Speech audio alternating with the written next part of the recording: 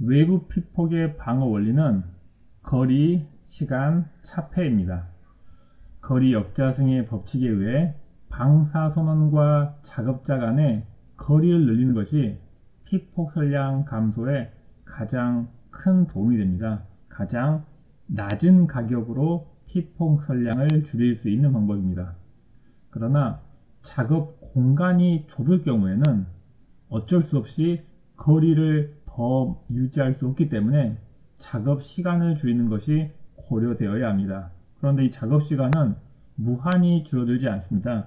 아무리 작업 계획을 잘 세우고 모의 훈련으로 기능 숙달이 된 상황이더라도 특정한 방사선 작업을 하기 위해서는 꼭 필요한 시간이 있습니다.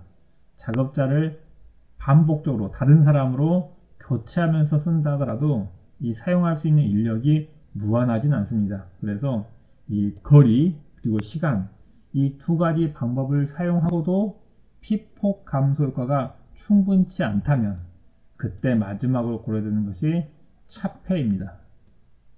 차폐라는 것은 방사선원과 작업자 사이 공간에 장애물을 설치하는 겁니다. 이 장애물은 방사선의 에너지를 흡수하는 물질, 이런 방사선의 진행을 방해하는 물질을 차폐체라고 합니다.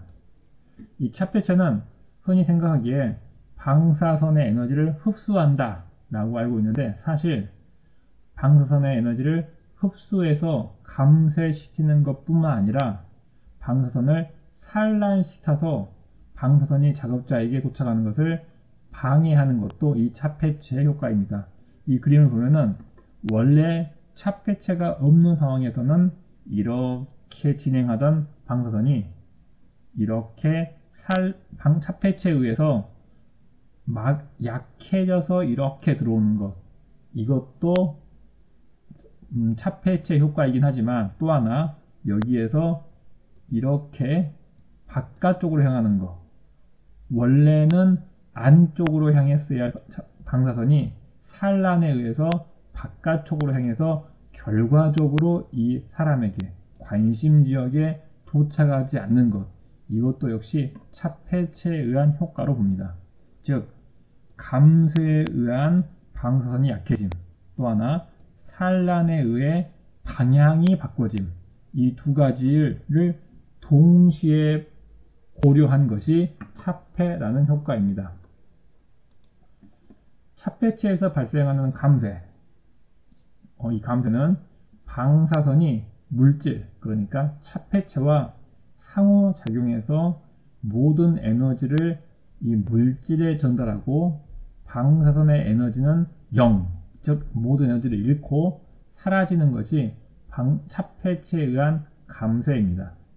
광자, 그러니까 감마선이나 엑스레이 같은 경우는 이 감쇄 효과는 바로 광전 효과가 될 겁니다. 광전 효과는 전자기파가 전자로 바뀌는 현상, 그러니까 감마선이라면은 감마선이 전자로 바뀌는 현상이, 모든 에너지가 사라지고 전자로 바뀌는 현상이 광전 효과인데, 이 전자는 이 특성상 이 마이너스를 갖고 있는 특성상 물질에서 쉽게 에너지를 잃습니다. 그래서 광전 효과가 일어났다라는 의미는 모든 에너지를 잃는다라는 의미입니다. 그래서 광자에서는 광전 효과가 이 차폐체에 의해 발생하는 감쇄 현상이고, 그러니까 전자선이나 혹은 베타선의 경우에는 궤도 전자와 이 전자와의 반복적인 비탄성 산란, 그래서 결과적으로 모든 에너지를 잃는 것, 이것이 바로 차폐체에서 발생하는 감쇄입니다. 이 부분이 좀 이해하기 어려울 수가 있는데,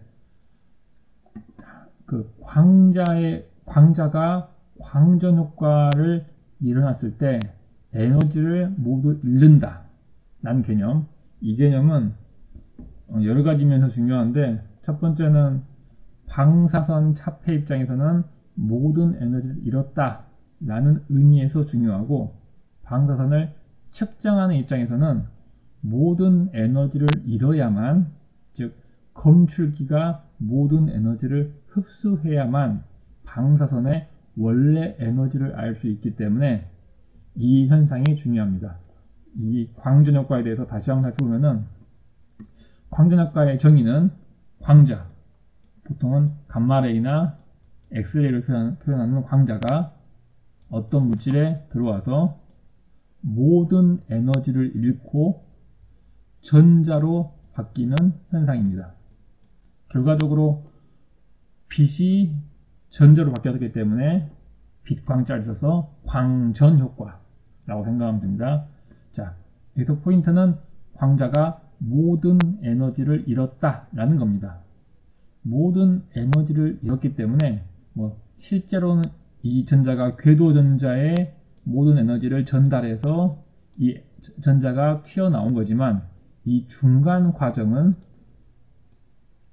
원자력 물리학 시간이나 원자력 기초이론 시간에 관심을 가질 부분이고, 이 장애 방어나 측정 입장에서는 광자가 들어가서 전자가 나왔다 라는 내용만 중요한 겁니다.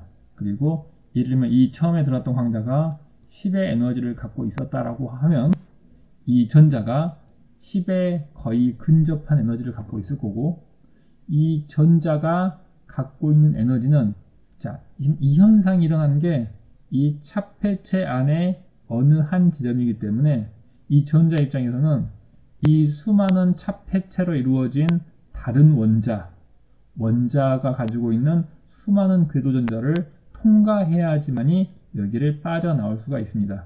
그러나 전자 입장에서는, 전자는 하전 입자이기 때문에 여기를 빠져나오지 못하고 다른 궤도 전자와 반응해서 에너지를 다 잃어버립니다. 그래서 즉 이 부분에서 에너지를 다 잃고 결국 이 전자는 빠져나오지 못한 거죠. 그래서 차폐 입장에서 봤을 때 이 전자는 에너지를 쉽게 잃기 때문에, 그리고 광자는 에너지를 잘 잃지 않기 때문에 광자의 형태는 차폐가 어렵고 전자의 형태는 차폐가 쉽다. 광자의 형태는 일부가 차폐체를 빠져나간다 라고 항상 가정을 하고, 전자는 모든 전자가 차폐체 내에서 에너지를 잃는다 라고 생각을 하는 겁니다. 그래서 차폐 입장에서는 감쇄라는 현상을 일으키는 건 광전 효과이다 라고 생각을 하면 됩니다. 차폐체에 의한 방사선의 산란은 항상 작업자의 피폭을 줄이는 방향으로만 작용하지는 않습니다. 왜냐하면 원래 이 방사선 같은 경우는, 원래 이 방사선은 정상적으로 그냥 진행했다면은 이 사람에 영향을 미치지 않고 벗어나야 되는 방사선입니다. 그런데 이 차폐체 때문에 이 부분에서 산란을 해서 일부분이 오히려 사람을 향해서 가게 됩니다. 즉, 이 차폐체에 의한 산란으로 인해 오히려 작업자의 피폭량이 증가하는 현상이 일어난다는 겁니다. 즉, 차폐체는 지금까지 광전 효과로 설명했던 감쇄로 인한 그 선량 감소뿐만 아니라 또 산란으로 인한 선량 감소뿐 아니라 의도치 않았지만 산란으로 인한 선량 증가도 같이 일어나고 있다라는 겁니다. 이 산란에 의한 선량 증가 현상, 이것을 축적 효과 혹은 빌드업이라고 표현을 하는데, 이 산란으로 인한 축적 효과는 이 전체적인 감쇄 혹은 산란으로 인한 선량 감소, 이런 감소 효과에 비해 굉장히 작습니다.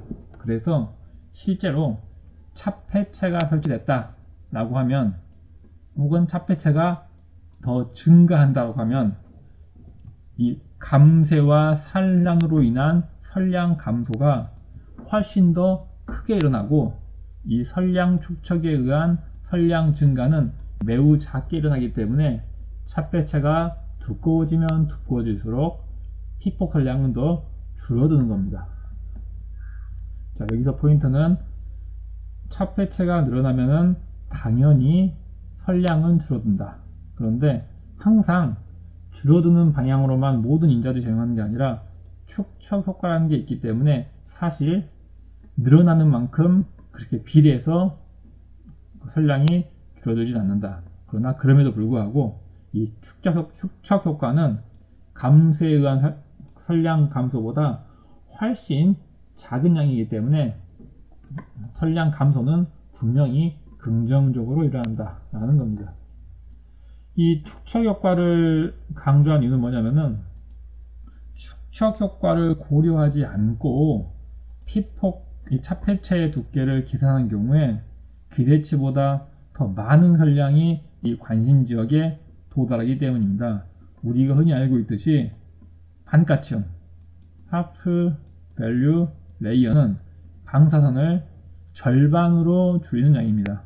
여기에 만약에 방사선이 100이었다면 그리고 하프 밸류 레이어가 만약에 여기서 이만큼이었다면 이만큼을 지나갔을 때 방사선의 양은 50이 될 것이고 똑같은 두께를 지나갔을 때 25가 될 것이고 또 여기까지 지나갔을 때 12.5가 될 거다 라고 예상을 합니다. 이건 이 축적 효과가 일어나지 않았을 때 일입니다. 실제로는 하프 밸류 레이어 3번을 통과하더라도 이 두께에 의한 축적 효과 때문에 여기서 받는 방사선의 양은 12.5가 아니라 12.5보다 약간 큰 수, 예를 들면 15 혹은 18 이 정도 되는 방사선이 실제로는 도달한다라는 의미입니다. 그래서 이 기준을 명확히 지켜야 되는 차폐체 설계 입장에서는 이 축적 효과를 고려하지 않으면은 생각보다 많은 방사선이 나와서 기준을 어길 수 있으므로 이 축적 효과도 고려해서 이 차폐체의 구조를 설계해야 하고 이 피폭 선량에 대한 예측 평가도 물론 축적 효과를 고려해서 계산해야 된다라는 것입니다.